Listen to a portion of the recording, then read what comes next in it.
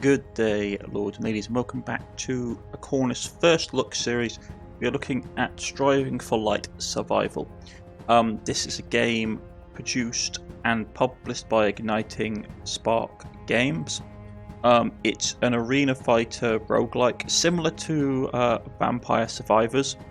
I was sent this as a copy to do a review of it, so let's first check out the options. Fairly basic. You have sound, music, resolution, and languages. Nice range of languages. Not a bad range of resolutions either. You also have the ability to have it in borderless and full screen with VSync or FXAA, which is always very nice. Pause game on losing focus. Enemy HBars, that kind of thing. So all your standard kind of stuff here. And also you have redone key bindings, which is really nice. So what I consider to be a nice setting option, nothing too over the top, but not missing any of what I consider to be the basics of having settings for nowadays, really. Because I have played some games recently, for example, where you can't go into full screen and the resolutions aren't as all-encompassing as they could be.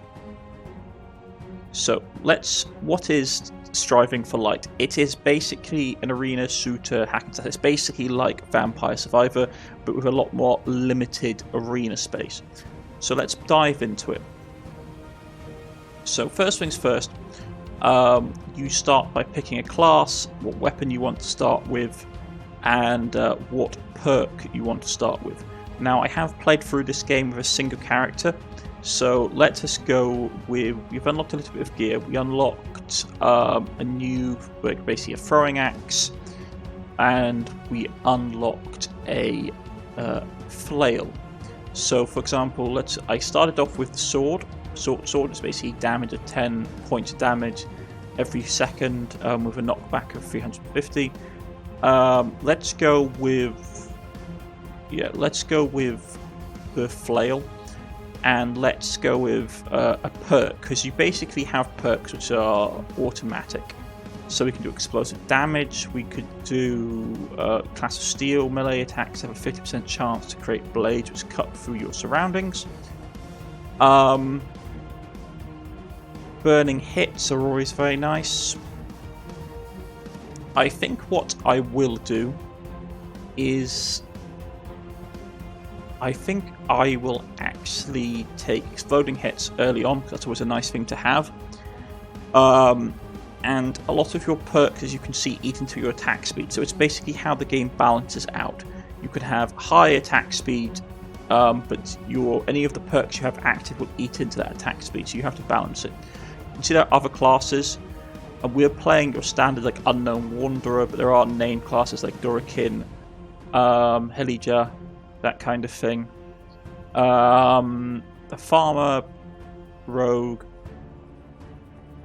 Dark Wanderer, they all have different perks and abilities. These ones are your pretty basic ones, which is your melee's up or your range damage is up. That's pretty much how it is. So if you're going this character, you probably want to go melee. If you're going with the other character, you want to go range. But let's go with this. We'll pick up explosives. Now, like I said, I have played through the basic.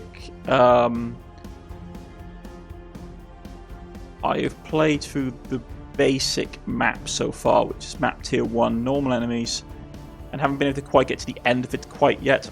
I got most of the way though, but each map has different challenges to it. But we'll start off with the basic map, as you can see. Deep in the thicket. Let's see. Actually, tier 1, no enemy spawn rate, normal enemy HP, no traps. Yeah, let's go with that. So this is how the game works, which is that everything is done automatically, and all you really have to do, like Vampire Survivor, is move about. We did take a little hit, so we do need to basically get ourselves healed up. You do not heal between levels. So every time you take a hit, you do need to basically heal up, and that is how that's basically you have a timer. The timer goes down. At the end, you level up between each wave. There are 20 waves total. Now, I still have this ongoing, which is annoying, because it's basically telling me you can enter attack speed, for example. So if we do... Yeah, it's basically saying this, which is annoying. Let's go to ignore it. But this is where we start off with our basic stats. You can see your stats up here in the corner, what different skills you have, how much experience you have, how much movement speed, how long it takes you to basically do attack between rounds. So let's go with, let's try and find something useful. Burning hits is always very nice, but we are looking for things that will basically improve our speed, because if we put too many things in here, our attack speed will go down, which is not great. So let's put some points in this and see if we can find where all the speed ups have disappeared off to. Man, we're actually not getting a lot of speed ups this time around. Well, there's the first one up there, increased attack speed. So we'd have to go down this way, which isn't so bad.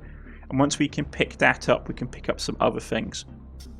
My experience with this game is that you want to boost your attack speed as much as possible. And then when you've got your attack speed nice and high, you can start to think about getting some of these abilities. And this talent tree is randomized every single time. So it's not like you can have a planned strategy. You basically go into it blind. So let's do the next wave. And this is basically how the game plays out. You can see we had a health upgrade, which is fantastic. But yeah, we pick up experience. The experience means we'll level up quicker. And you get a single level for just a single character level just for completing, and for every level you level up in the battle, you get more XP basically. So we leveled up an extra level, so we get an extra point. So let's get increased condition damage. I really want to start trying to get up some of these double hit ones because they're really powerful, but as it stands right now I can't do a lot. So we need to pick up this increased attack speed before anything else. Okay. We did take a slight hit, so I do need to grab some health before too long. But I also want to be farming XP, because if we don't get XP in the levels, we won't get enough experience points as we need to basically increase. So there we go. We leveled up. Another 2 points. So let's grab the first speed up boost. And then we can say go for... Double hit is nice. But straight up having more melee damage is really powerful as well. So let's go... Projectiles do poison. I'm not totally enamored with that, to be honest. Because it's not really something that's useful to me.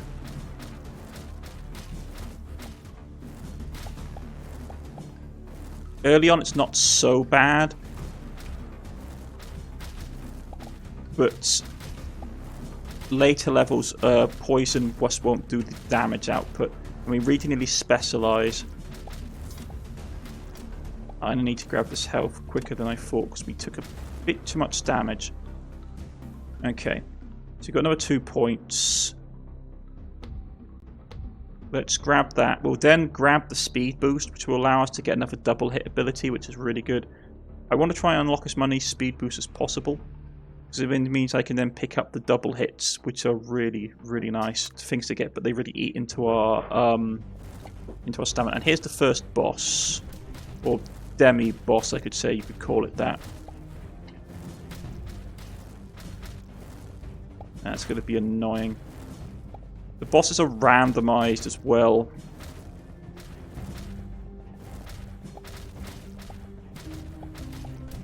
Now you can either try and outlast the bosses, which is a strategy, or you can try and kill them. We are taking a lot of damage though. Now, I tend to try and kill them early on because they can really quickly add up to be a pain. So we did level up. We got 3 levels. Fantastic. Grab the speed boost. There's another speed boost up there. Another double hit would be nice. And that would boost up our explosive hits as well. Yeah, and we can start working that way. Right, I need to find health, because there wasn't a lot.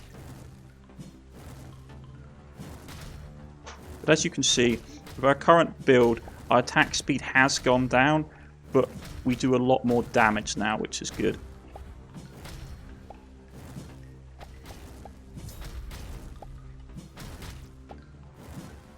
Now we need to try and level up.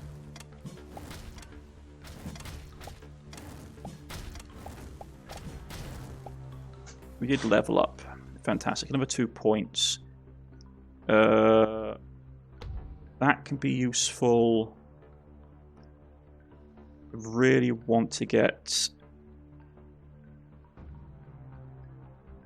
So I'm trying to get as many of the speed upgrades as I can get.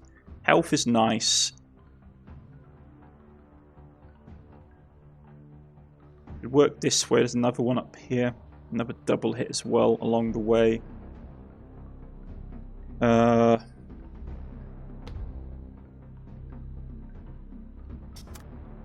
It's all about trying to string your builds together in a way which basically makes it a potent combination. So you really sort of have to think about how you do it. You can dodge by pressing space, and there are certain abilities which play into the ability to dodge.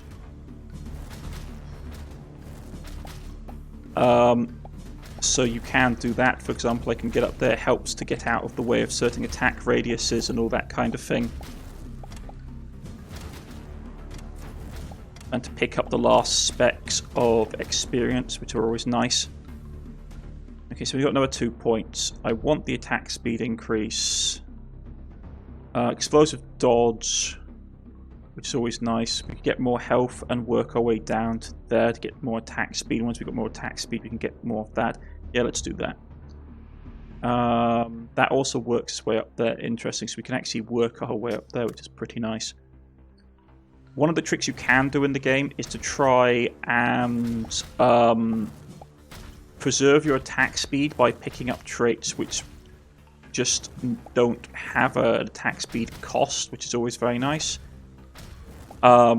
Which one of the things I did do in my first playthrough. I was able to really stack up attack speed and have a blistering attack rate. But there are limits to that. If you're not putting the damage output either, you eventually will not be able to beat some of the other monsters. This is a nice game. It's a little game. Nothing too over the top or challenging. I like the art style and something to sort of play around with and have fun. It's a nice concept. So let's get down here. Let's get that up, which would be great. Ooh, and we unlocked another damage increase. So if we grab that and grab that, we'll get our attack speed up. If we look at our stats, attack speed is 1.10, which is 1 every 1 second. We're not doing too badly. You can turn off abilities. So we can turn off poison sort if we want to. It's not the end of the world if we have it turned on, to be honest. So you can do like that and turn it off, though it does lock us out of those things that we have up there, which is slightly problematic. But if we want to, we can turn it off, and as you can see, our attack speed goes up, which is always nice. Actually, wait, no, that was the other way around. Does that mean I haven't got it turned on? I thought it did. But the increase in the attack time suggests I have to turn it on. Anyway, we need to get healed up. There should be some health floating around here, because there's health on every single... Oh, well, there's no health on this map. That's unfortunate. Took some unnecessary damage, that's fine.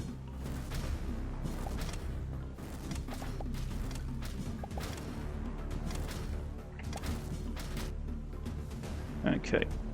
So we can get up there, increase projectile damage, or we can go this, grab more attack, and then grab that, which is just a flat up damage modifier, which is always great. So currently attack speed is 1.25. So if we turn that off, oh no, so it does go up. Okay, that's good to know. Okay.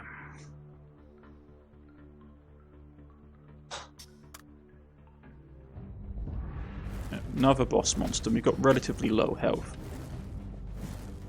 So what is your thing? Okay, so you do that.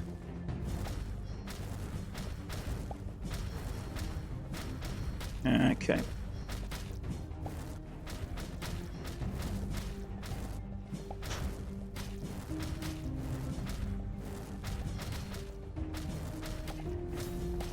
So not a particularly challenging boss. Okay, so we took over some more damage. There doesn't seem to be a lot of health popping up on this particular map. Okay, so let's grab the health. Well, let's grab the XP. I want to try and get as many levels as possible. Ooh, another bad hit. One thing I will say, this game has a bad habit of having enemies with the same color type damage for range as the background, so it's hard to notice them. That's probably deliberate, I know, but it's a pet peeve of mine. So we leveled up, we got 3 points, so where do we want to put them? Go down here and get that is probably a worthy investment. And I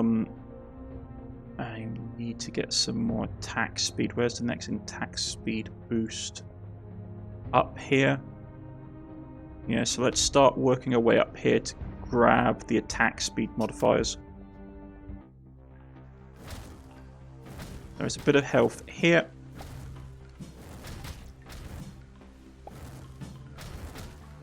I mean, I'd like some more variety. If I'm going to be nitpicky, by this point, like, once you've got to like a point in the game, you see a lot of the same enemies, which can be a bit boring, to be honest. And I find myself wishing for a bit of variety, because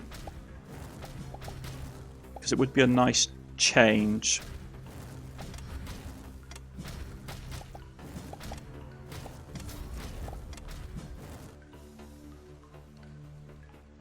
Okay, so let's grab that. Grab that. Then, all these. Oh, now all that unlocks just as I get up here. Okay, so then we can grab all of that. Like I said, just having more health as well. I know why they've done it. They want you to basically, because it's a roguelike, they want you to conserve your health. But I would like it if the game had a bit more leniency with XP regeneration, because it's a bit annoying, especially with enemies that have range attacks to have the same color as the backgrounds. It can be, as I say, a bit hard to see.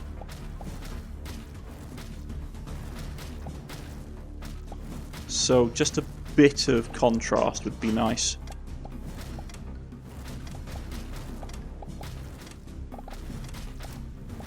Another unnecessary hit, and only got 1 experience point, which is frustrating. Yeah, we need to go down there. We need to get our attack speed up.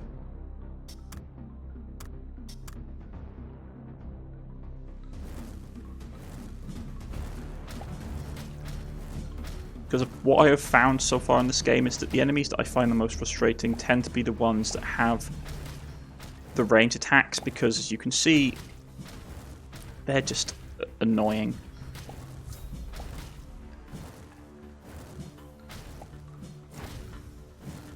Okay.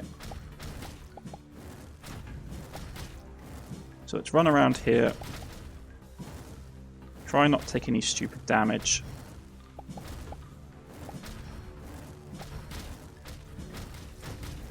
Just stay out of the way of all the enemies. Try and conserve our health. I doubt we'll get a level out of this if we only, we got 2, which aren't so bad. So we can increase our attack speed up, which is fantastic. Which is something I like to see. So as you can see, that it's a very large skill tree. Though, to be honest, I have seen a lot of the same skills repeating, though that could potentially be due to the fact that they expect you to play multiple playthroughs and to get a lot of the same. Basically, you have to invest a lot of time in this to get a lot of stuff unlocked.